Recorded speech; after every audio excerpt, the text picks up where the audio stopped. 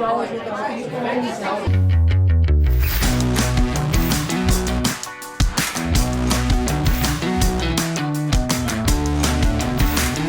right, welcome to Cwic Show. My name is Greg Mattson. I'm your host. In this episode, we're going to cover two things by way of follow-up. The first is the NAACP, and I want to get some things straightened out here that I still keep hearing from people about the relationship, the agreement especially between the NAACP and the church.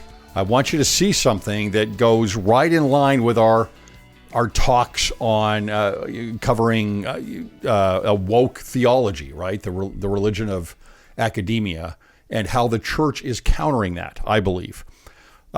Secondly, I want to go over the follow-up on Twitter from yesterday. We did that, from today, I guess. We put the episode out this morning, but it happened yesterday. The purchase from Elon Musk. There's already changes. So we're going to go to that as well.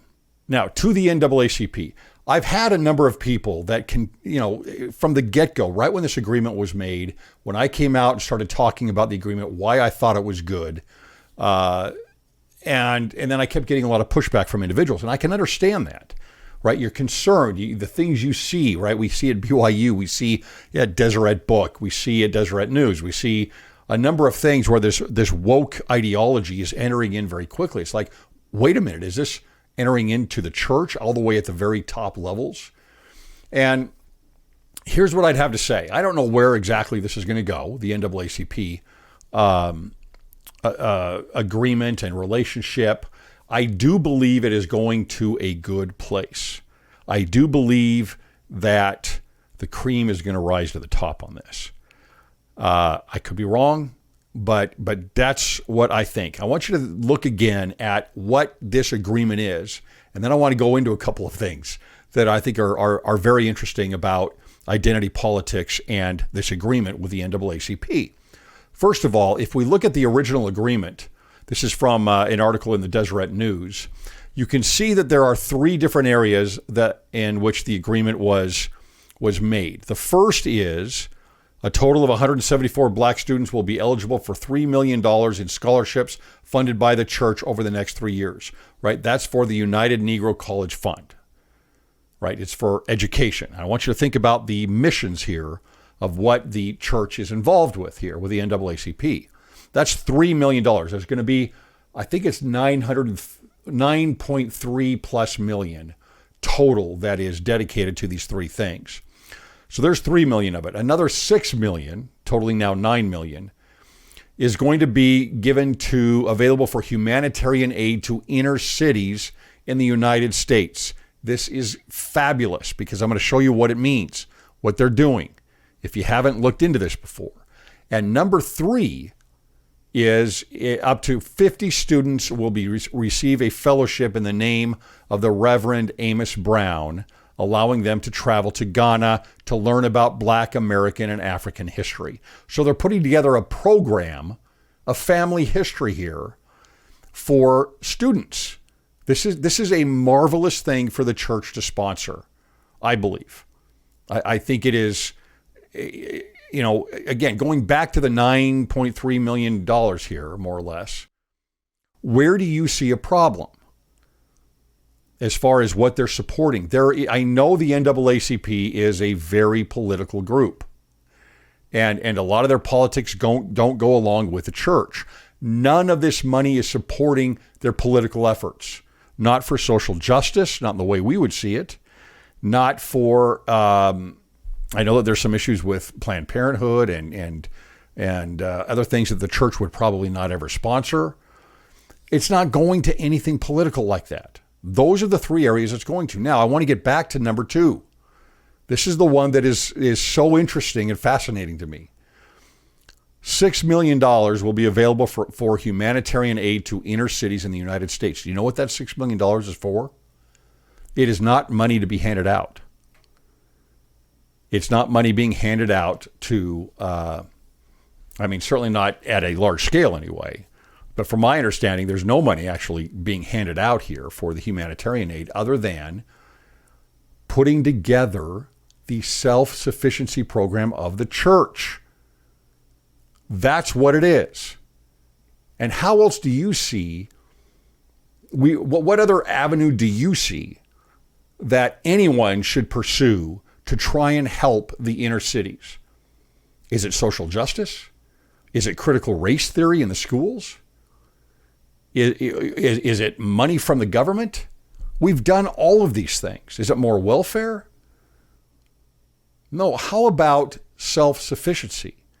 That's what the church is giving the money for, is for the self-sufficiency program. Now, the church's program, self-sufficiency program, has been altered for the inner city. This is a boon of information, actually, that the church is getting back from the inner cities on the things that are very most important. We're talking, this is not just about finding a job. This is not just about, this is how do I survive today?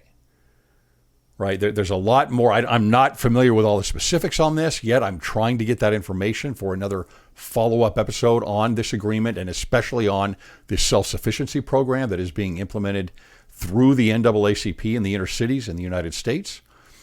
But that's huge for the church. And to me, maybe it won't work out. I don't know. But what would you trust more? Again, welfare, CRT, and social justice? What organization do you feel a huge amount of trust in to actually make changes in the inner city? Because it seems like everybody's tried, and they haven't been very successful. So this is about self-sufficiency. The ironic thing here with identity politics, with CRT, with critical social justice, is that this is against everything that religion believes in, the religion of academia. It believes that self-sufficiency is wrong. In fact, critical social justice, critical race theory, calls self-sufficiency whiteness. The actual name of the program is the self-reliance program. I was calling it the self-sufficiency program, but you might recognize it better, the self-reliance program of the church. Now, I've shown this graphic before to give you an idea on what self-reliance is. And again, you're worried about this going to the NAACP that is a social justice type of an organization. Wouldn't they be fighting against self-reliance if they were fully? Wouldn't they be adopting critical race theory and pushing against self-reliance? Well, maybe normally they do, but they're not doing that with the church. Right? Now, I've shown this before. This is from the National Museum of African American History and Culture of the Smithsonian Institute. This is the Whiteness graphic. And here you'll see aspects and assumptions of whiteness and white culture in the United States. This was up in the museum, right? Here's what it says. White dominant culture, or whiteness, refers to ways white people and their traditions, attitudes, and ways of life have been normalized over time and are now considered standard practices in the United States, except it's a pejorative. So here's some of the aspects of this dominant white culture that they're going over. Part of what they say here is rugged individualism, right? And part of that rugged individualism is self-reliance, as you can see here. Self-reliance is part of this. And this is not just here. This is pulled out of the dogma of critical race theory and white privilege and whiteness studies. That's what this is.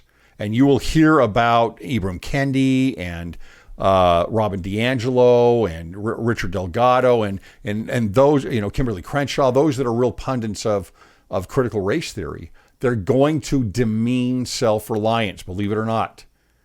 Personal responsibility. They will demean it. They will call it whiteness. So here you have an example that goes counter to what the church is doing with the NAACP. So here you have an example of a tenet of critical social justice, critical race theory. And that is the destruction of self-reliance and calling it whiteness.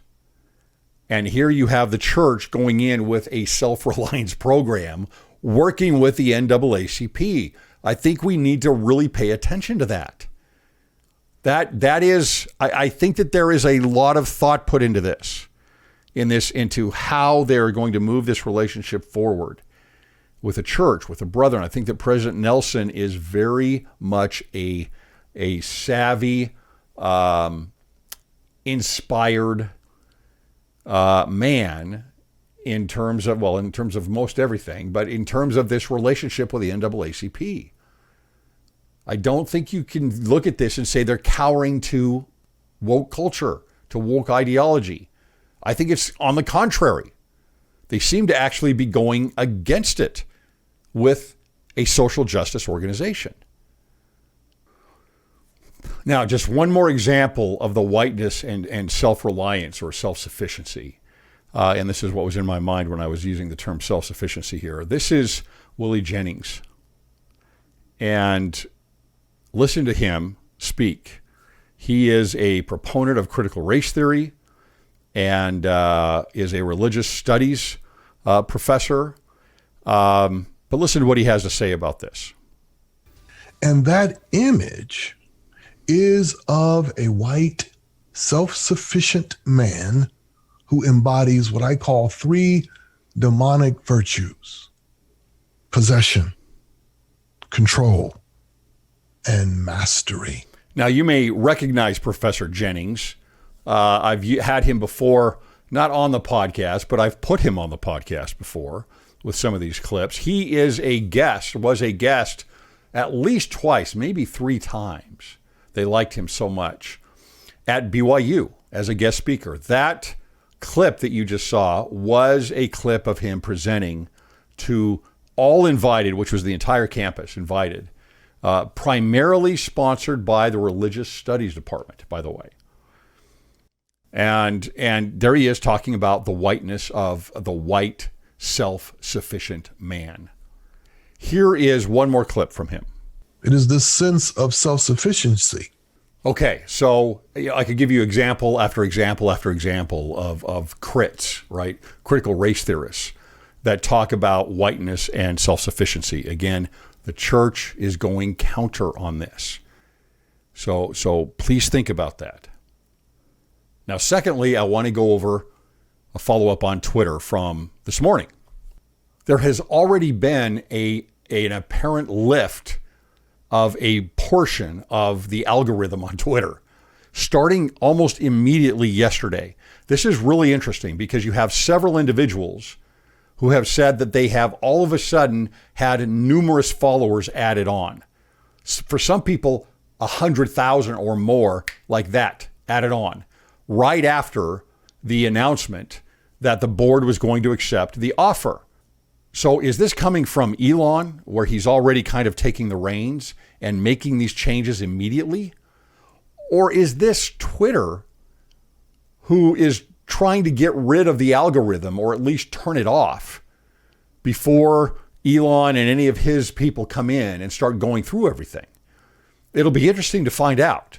But what has happened is the mask has been removed. Even on my little Twitter account, I don't do a whole lot on Twitter yet, planning on it. So I had yesterday 1,440 followers. Now you can see here, I just snipped this live right now. You can see that I've got 1,490. I mean, not a big deal, right? It's hardly anything. But I just gained about 50 followers since yesterday's announcement. Usually that I notice, because I don't check that often, but I happened to check yesterday, right? I had 1,440-ish followers. I can't remember if it was maybe a couple more or a couple less, but it was about 1,440 followers. And then now I've got 1,490.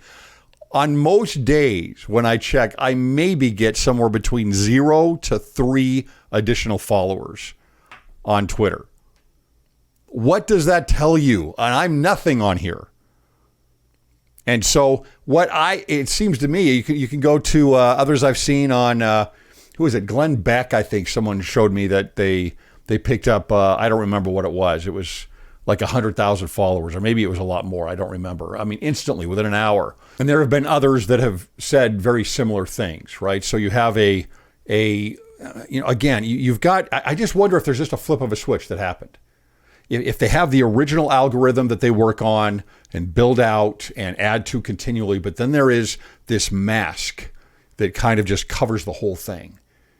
And that is a separate portion of the algorithm that can just be turned on or turned off. But everything goes through it, and it reduces the number of followers. It reduces the amount that your tweets go out to everybody else. It's shadow banning, right? And other things that it may do.